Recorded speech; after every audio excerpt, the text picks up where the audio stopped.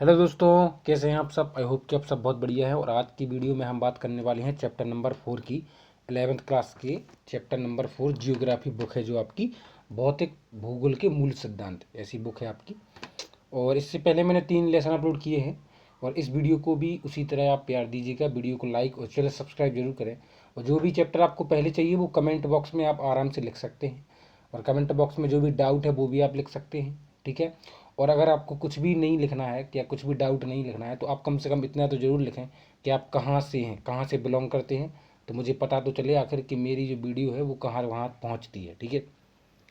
तो आज का जो चैप्टर है, चैप्टर नंबर 4, पाठ का नाम है महासागरों और महाद्वीपों का वितरण। यानी कि किस प्रकार से इस चैप्टर में बताया गया है कि महासागर, 4 महासागर है ना अपने पूरे जो पृथ्वी पर, 4 महासागर है ना, पानी वाले, जल वाले, और 7 महाद्वीप है ना। महाद्वीप मतलब देखो, कोई भी द्वीप होता है ना, क्या कोई भी द्वीप, और वो चारों तरफ से पानी से घिरा हुआ हो तो वो द्वीप कहलाता है, ठीक है। और यही वही द्वीप वो बहुत बड़ा हो जाए तो उसको क्या बोलते हैं, पर महाद्वीप। और उसी द्वीप पर बहुत सारे देश बसे हों, जैसे कि 7 महाद्वीप है पूरी पृथ्वी पर, है ना। और सबसे बड़ा महाद्वीप है एशिया। पहले जो ऐसा, इस चैप्टर के अनुसार हमें ऐसा पता चलता है कि पहले 7 महाद्वीप नहीं थे, पहले एक ही महाद्वीप था, है ना, बहुत बड़ा, ठीक है। फिर धीरे धीरे कालांतर में करोड़ों वर्षों की प्रक्रिया के दौरान वो 7 टुकड़ों में विभाजित हो गए, और 7 बड़े बड़े टुकड़ों में विभाजित होकर 7 महाद्वीप बने। उसमें से अपना सबसे बड़ा है एशिया, और इंडिया जो है ना, वो भी अपने एशिया में ही है, ठीक है। अब इस चैप्टर में क्या है, हम चलते हैं डायरेक्ट क्वेश्चन आंसर पर, और क्वेश्चन आंसर को ही एक्सप्लेन करेंगे, ठीक है मित्रों। तो सबसे पहले आपको अपनी बुक में देखने के लिए मिलेगा बहुवैकल्पिक प्रश्न, ठीक है। तो बहुवैकल्पिक प्रश्न में सबसे पहले है कि निम्न में से किसने सर्वप्रथम यूरोप, अफ्रीका और अमेरिका के साथ स्थित होने की संभावना व्यक्त की। मतलब इसका आंसर है इब्राहिम ऑर्टेलियस। इब्राहिम ऑर्टेलियस ने यह संभावना व्यक्त की कि यूरोप, अफ्रीका और अमेरिका, ये तीनों महाद्वीप एक साथ थे, याद रखना, ठीक है। और यही वैज्ञानिक है जिनने सर्वप्रथम एटलस, यानी दुनिया के एटलस का, एटलस भी दिया नक्शा, ठीक है। अच्छा, पोलर फिलिंग बल, पोलर फिलिंग बल, देखिए, पोलर फिलिंग बल निम्नलिखित में से किससे संबंधित है। तो भैया जो पोलर फिलिंग बल है ना, यह किससे है, यह जो है पृथ्वी के घूर्णन से, पृथ्वी के घूमने से ही पोलर फिलिंग बल उत्पन्न होता है, ठीक है। अब होता क्या है एक्चुअली में, जब जो पृथ्वी जो है वो अपनी धुरी पर घूमती है ना, इसकी वजह से जो किनारों किनारों पर जो है, सॉरी, बीच में जो है थोड़ी चपटी सी हो जाती है, इसी को कहते हैं पोलर फिलिंग बल, ठीक है। अभी और इसका क्वेश्चन भी है, तो समझ में नहीं आया होगा तो इसकी जब डेफिनेशन हम पढ़ेंगे तब आपको आराम से समझ में आ जाएगा। इनमें से कौन सी लघु माइनर प्लेट नहीं है। तो देखो, इसमें से लघु माइनर प्लेट यानी छोटी, लघु मतलब क्या होता है, छोटी प्लेट नहीं है। अब मैं आपको एक चित्र के माध्यम से यह बताना चाहता हूँ कि देखो, इसमें सब आप सबसे पहले ये देख लीजिए कौन कौन सी प्लेटों का जिक्र इसमें किया गया है। नजका, फिलीपीन और अरब, ठीक है, और अंटार्कटिका, ठीक है, चारों का किया गया है। इसका आंसर है अंटार्कटिका एक लघु माइनर प्लेट नहीं है, ठीक है। लघु नहीं है, विस्तृत है, बड़ी है। तो मैं आपको चित्र के माध्यम से बताना चाहूंगा कि देखो, अंटार्कटिका और बाकी जो 3 हैं वो कहाँ हैं। तो देखो मित्रों, आपको दिख रहा होगा स्क्रीन पर, देखिए। तो ये जो है आपकी फिलीपीन प्लेट है, ठीक है। ये जो है आपकी अरबियन प्लेट है, और ये जो है आपकी नाजका प्लेट है, ठीक है। अब आप जाते हैं कौन सी, अंटार्कटिका प्लेट, देखिए कितनी बड़ी है, इधर से लेकर ये जो देखिए इधर से, देखो जी है अंटार्कटिका प्लेट, जहाँ जो ब्लू ब्लू दिख रहा है ये वाला है ना। तो ये जो है लघु माइनर प्लेट नहीं है, अंटार्कटिका प्लेट जो है आपकी लघु माइनर प्लेट नहीं है, ठीक है। अब हम चलते हैं वापस।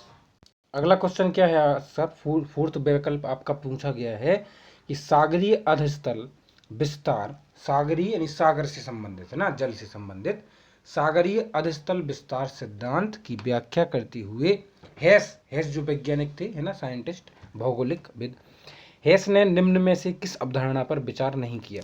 तो बाकी तीनों अवधारणाओं पर विचार किया है जो दी गई हैं, केवल उन्होंने जो जीवाश्म वाली है ना, कि विभिन्न महाद्वीपों में जीवाश्म वितरण, यानी महाद्वीपों में जीवाश्म वितरण जो है ना, उनने बस इस पर जो है विचार नहीं किया, ठीक है। और बाकी सब पर जो है मध्य महासागरीय कटकों के साथ ज्वालामुखी क्रियाएं, चुंबकीय क्षेत्र की पट्टियों का होना और चट्टानों की आयु, जी सब भौगोलिक के क्षेत्र में आते हैं, इसलिए इन सब पे उनने विचार किया। बाकी जीवाश्म का जो वितरण है इस पर उन्होंने विचार नहीं किया। अगला है हिमालय पर्वतों के साथ भारतीय प्लेटों की सीमा किस तरह की प्लेट सीमा है। इसका सही आंसर है महाद्वीपीय महाद्वीपीय अभिसरण।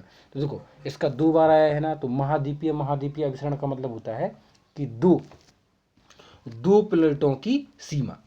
तो 2 प्लेटों की जो सीमा होती है उसको बोलते हैं महाद्वीपीय महाद्वीपीय अभिसरण। अब प्लेटें क्या होती हैं, तो जमीन के नीचे जो है प्लेटें हैं, ठीक है, जमीन के नीचे क्या है, प्लेटें हैं, टेक्टोनिक प्लेट जैसे बोलते हैं, उनके हिलने से या फिर उनकी जो है मूवमेंट से ही भूकंप जैसी चीज़ें आती हैं, ठीक है, और उन्हीं के मूवमेंट से ही जो है महाद्वीपों का निर्माण हुआ है। वो आगे चल के आपके प्रश्नों में समझ में आएगा। अब देखिए अगले प्रश्न है, 30 शब्दों में आंसर दीजिए। महाद्वीपों के प्रवाह के लिए वेगनर ने निम्नलिखित में से किन बलों का उल्लेख किया है। तो वेगनर जो थे उनने क्या क्वेश्चन कहा है कि महाद्वीप महाद्वीप मतलब आप जानते हैं 7 महाद्वीप हैं ना, महाद्वीपों के प्रवाह के लिए वेगनर ने निम्न में से किन बलों का उल्लेख किया है। तो वेगनर ने किन किन बलों का उल्लेख किया है जिससे पता चले कि महाद्वीप जो है एक जगह से दूसरी जगह खिसके, है ना, एक जगह से दूसरी जगह खिसके। भारत भी जो है गोंडवाना लैंड का भी खुद थोड़ा हिस्सा भारत में है, ठीक है, आपको पता होना चाहिए। वही हिस्सा अफ्रीका में भी है, यानी अफ्रीका का थोड़ा हिस्सा भारत में अटैच है, ठीक है। तभी तो आपने सुना होगा कि जो है वेस्ट इंडीज साइड के भी कुछ खिलाड़ियों के नाम हिंदुस्तानी खिलाड़ियों जैसे होते हैं। तो देखो इसका आंसर है कि जो वेगनर है उनने 2 बलों का जो है उल्लेख किया है, उपयोग किया है। पहला है पोलर व ध्रुवीय बल, जो पोलर या ध्रुवीय बल आप लिख सकते हैं आराम से, और दूसरा लिख सकते हैं ज्वारीय बल। अब देखो इसकी डेफिनेशन या इसकी विस्तृत वर्णन कैसे लिखेंगे। सबसे पहले आप पोलर या ध्रुवीय बल लिख सकते हैं, और इसके बाद इसका लिखेंगे कि ध्रुवीय बल पृथ्वी के घूर्णन से संबंधित है, यानी पृथ्वी के घूमने से संबंधित है।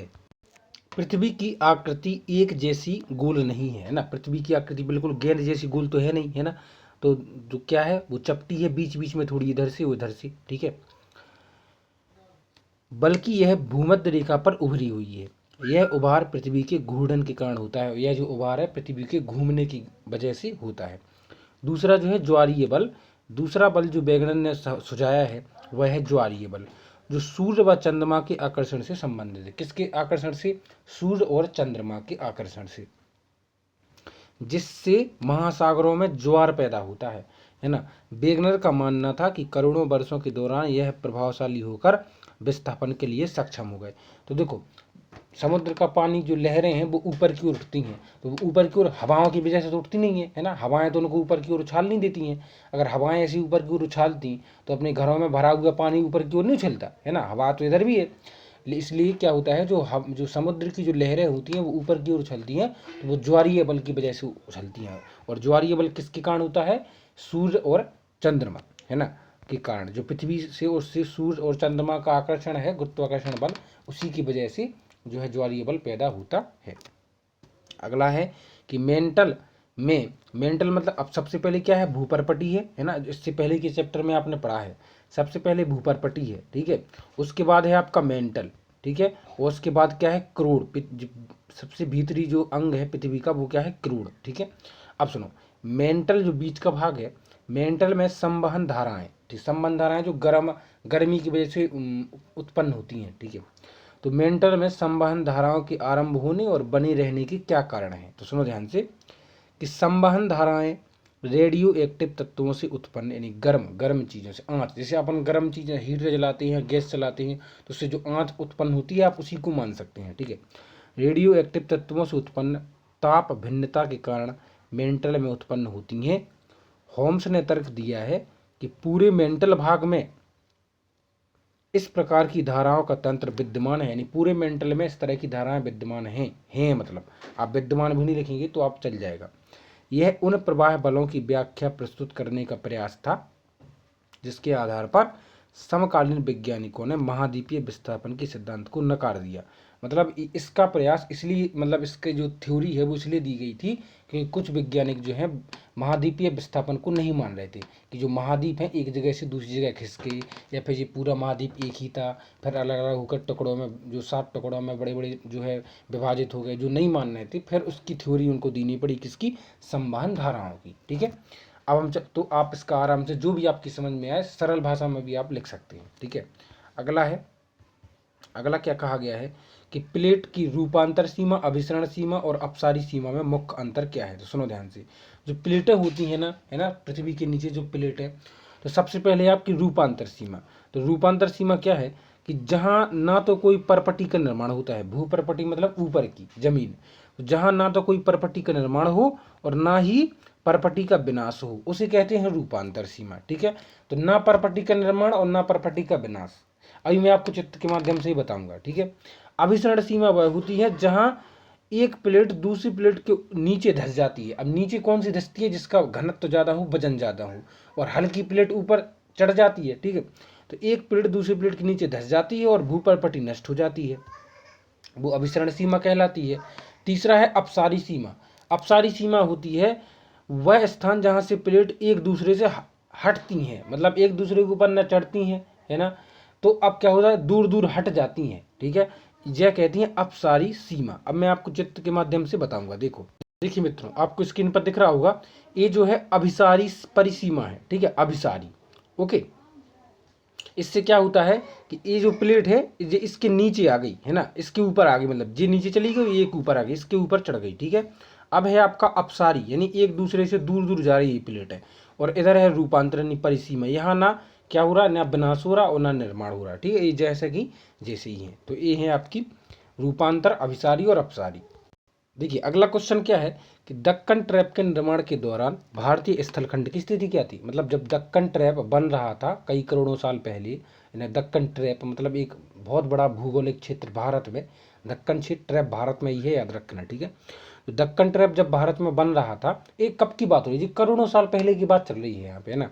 तो दक्कन ट्रैप जब भारत में बन रहा था तो भारत की स्थिति कैसी थी, कैसा था भारत? ठीक है, तो इसका आंसर है कि आज से 14 करोड़ वर्ष पहले, 14 करोड़ साल पहले भारतीय प्लेट सुदूर दक्षिण में 50 डिग्री दक्षिण अक्षांश पर स्थित था। अक्षांश किस लिए यूज होते हैं? किसी जगह की स्थिति को दर्शाने के लिए, पृथ्वी पर यह चीज कहाँ है। ठीक है, भारतीय प्लेट और यूरेशियन प्लेट की, भारतीय प्लेट और यूरेशियन प्लेट को टेथिस सागर अलग करता था। यूरेशियन प्लेट को टेथिस सागर, ठीक है, और तिब्बतीय खंड एशियाई स्थलखंड के करीब था। ठीक है, भारतीय प्लेट के एशियाई प्लेट की तरफ प्रवाह के दौरान जब भारतीय प्लेट एशिया महाद्वीप की प्लेट की तरफ बढ़ी, यानी जो एशिया से अलग थी, ठीक है, पहली जब बढ़ी, तो यह दौरान एक प्रमुख घटना घटी, वह थी लावा प्रवाह से दक्कन ट्रैप का निर्माण होना। तब क्या हुआ? लावा प्रवाह से दक्कन ट्रैप का निर्माण हुआ। ऐसा लगभग 6 करोड़ वर्ष पहले आरंभ हुआ, जो एक लंबे समय अंतराल तक चला, लंबे समय मतलब करोड़ों साल तक चला। ऐसे क्या हो गया, दक्कन ट्रैप का निर्माण हो गया। और मैं आपको बताना चाहता हूँ कि दक्कन ट्रैप इंडिया में कहाँ है। ठीक है, ये जो स्क्रीन पर आपको दिख रहा है जी, रेड कलर का जितना भी एरिया आपको दिख रहा है ना जी, रेड कलर का जितना भी एरिया, देखो मैं और ऐसे बताता हूँ, तो ये जो है आपका ये दक्कन ट्रैप है, याद रखना। रेड कलर का जो एरिया दिख रहा है ये आपका दक्कन ट्रैप है। ठीक है, इधर का जो हिस्सा है ना, नीचे नीचे का हिस्सा, ये वाला, ये गोंडवाना लैंड है जी, अफ्रीका महाद्वीप से टूट कर आया और इधर जुड़ गया। ठीक है, ये ना, ये जो अफ्रीका महाद्वीप से टूट कर आया और इधर जुड़ गया। ठीक है, यह भारतीय प्लेट थी पहले, ऊपर वाली। ठीक है, तो इस तरह से जो है अलग अलग तरीके से करोड़ों सालों के अंतराल तक, कालांतर में इन चीज़ों का निर्माण हुआ है। वो आपके चैप्टर में, जब चैप्टर पढ़ेंगे आप स्कूल में, क्लास में, तो आपको और अच्छे से समझ में आ जाएगा। देखिए अगला क्वेश्चन है कि 150 शब्दों में आंसर देना है। कितने शब्दों में? 150 शब्दों में आंसर देना है। पहला क्वेश्चन क्या है आपका? देखिए पहला क्वेश्चन है कि महाद्वीपीय विस्थापन। महाद्वीपीय विस्थापन मतलब कि महाद्वीप जो है एक जगह से दूसरी जगह खिसके, मूवमेंट हुए, यहाँ से वहाँ गए, यही होता है विस्थापन, यानी खिसकना। ठीक है, सिद्धांत के पक्ष में दिए गए प्रमाणों का वर्णन करें।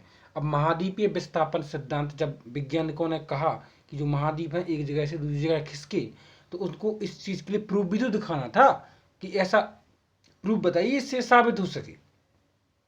तो इस प्रूफ के लिए उनने क्या क्या प्रमाण दिखाए, आज हम इसी क्वेश्चन में पढ़ेंगे। ठीक है, तो सबसे पहले तो आप ये देखिए कि महाद्वीपीय विस्थापन सिद्धांत के तहत वैज्ञानिक ने कहा था कि 20 करोड़ वर्ष पहले महाद्वीप, सभी महाद्वीप आज की तरह अलग अलग नहीं थे, बल्कि पेंजिया के भाग थे। पेंजिया बहुत बड़ा जो है महाद्वीप था, एक ही महाद्वीप था पेंजिया, और इसी के सभी जितने भी छोटे छोटे महाद्वीप है ना, और एशिया महाद्वीप, यूरोप है, अंटार्कटिका, इस तरह के पूरे महाद्वीप, ऑस्ट्रेलिया महाद्वीप, पेंजिया महाद्वीप के ही भाग थे। इसको प्रमाणित करने के लिए वैज्ञानिक ने जो कई साक्ष्य दिए हैं। अब देखिए क्या क्या साक्ष्य दिया। पहला है कि भूवैज्ञानिक क्रियाओं के फलस्वरूप 47 करोड़ से 35 करोड़ वर्ष पुरानी पर्वत पट्टी का निर्माण एक अविच्छिन्न कटिबंध के रूप में हुआ था। ये पर्वत अब अटलांटिक महासागर द्वारा अलग कर दिया गया है।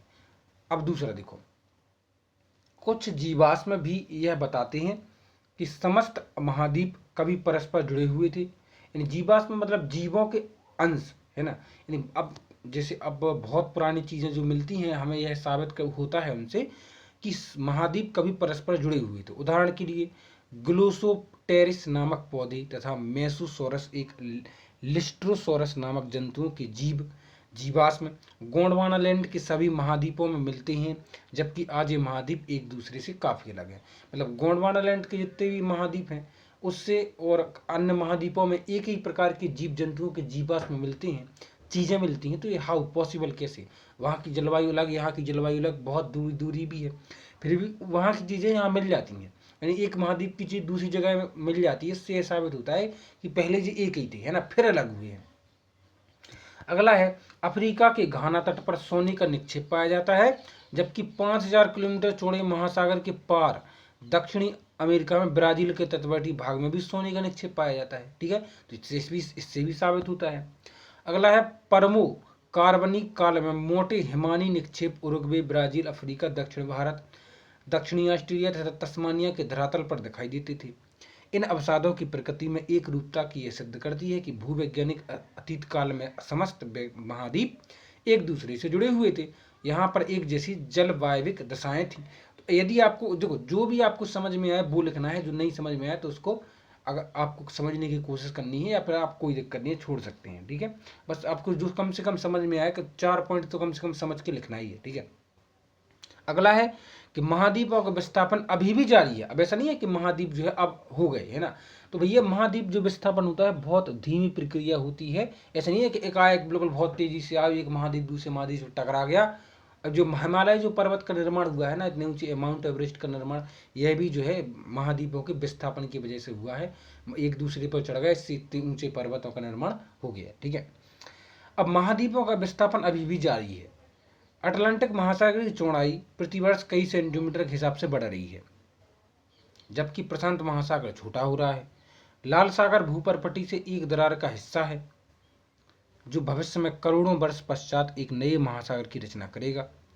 अटलांटिक महासागर महासागर के चौड़े होने से अफ्रीका और दक्षिण अमेरिकी एक दूसरे से अलग हो गए। ठीक है, अब अफ्रीका और दक्षिण अमेरिका ये दोनों महाद्वीप हैं, और ये क्या हुआ, अटलांटिक महासागर के चौड़े होने से, और जितना चौड़ा होता जाएगा, मतलब ये दोनों जो हैं, ये दोनों महाद्वीप जितने चौड़े यानी जितनी दूरी होती जाएगी तो अटलांटिक महासागर भी उतना ही चौड़ा होता जाएगा, है ना। ये जितनी दूर बढ़ते जाएंगे तो अटलांटिक महासागर भी उतना ही चौड़ा होता जाएगा। ठीक है, अब क्या है अगला क्वेश्चन है आपसे, क्या पूछा गया है कि महाद्वीपीय विस्थापन सिद्धांत व प्लेट विवर्तनिक सिद्धांत में मूलभूत अंतर बताइए।